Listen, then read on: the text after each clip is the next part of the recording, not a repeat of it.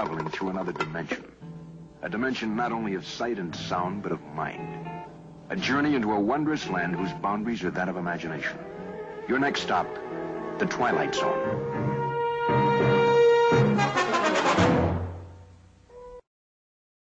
I sat down to start writing that day, and the energy in the room changed. I thought, I know this, I recognize this. The energy in the room changed. There was a vibrational change. You could feel it. The atmosphere changed, is a simple way of putting it. I recognized this.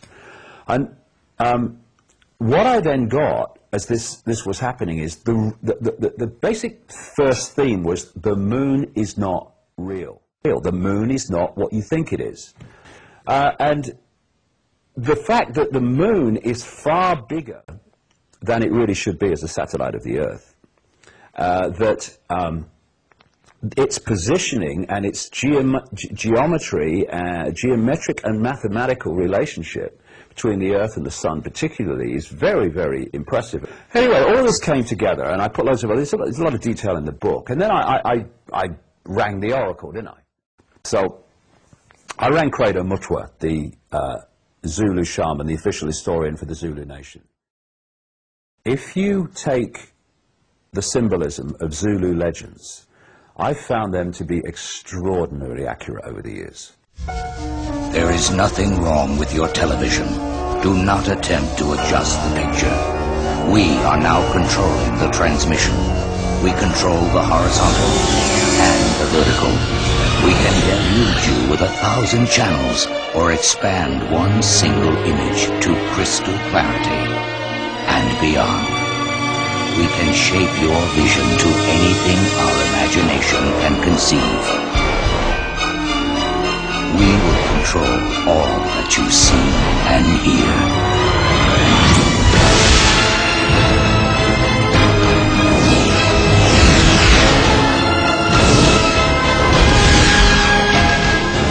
You are about to experience the awe and mystery which reaches from the deepest inner mind to the outer limits.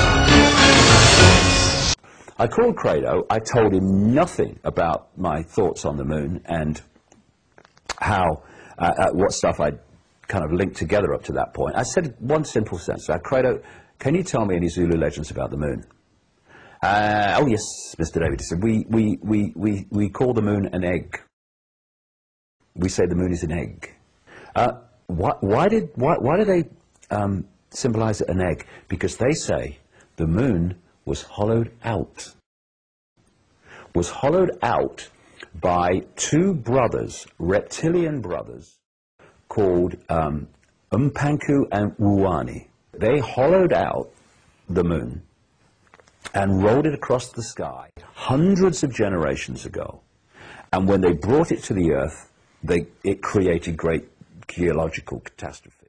It would, basically, what it would do is destroy whatever was there before.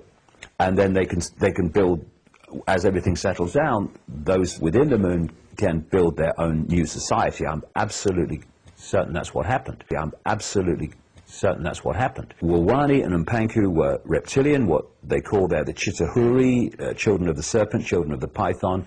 They stole the moon from what they call the great fire dragon and brought it to the Earth. And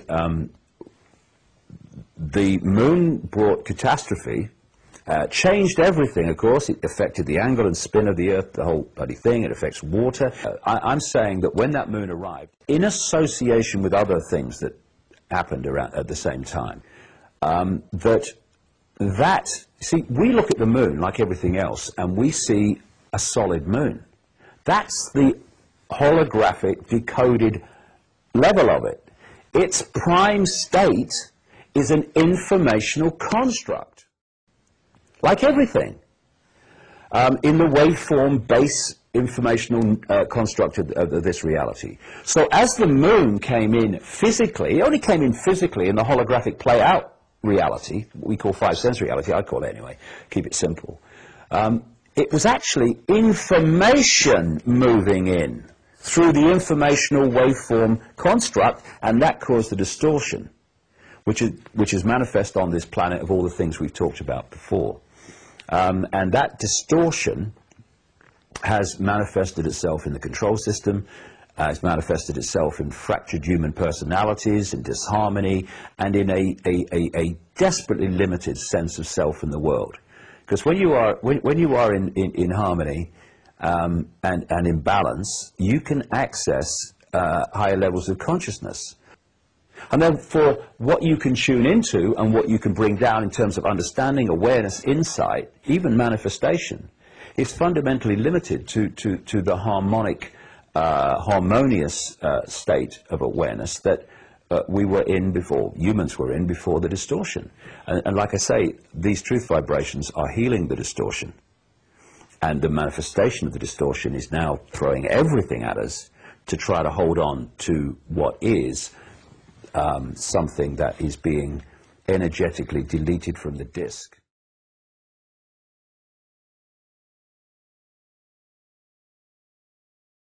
Now, where does this lead back to about the significance of the moon being not what it appears to be?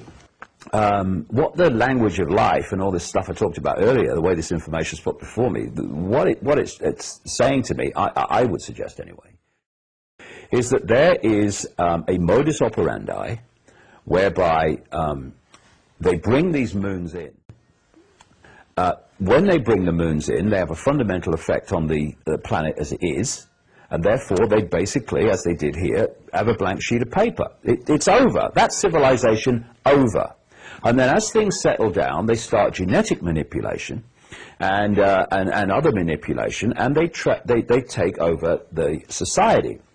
And this is interesting, Bill, because I talk about something in the book which I call the moon matrix. And this moon matrix is a collective mind which is broadcast from the moon.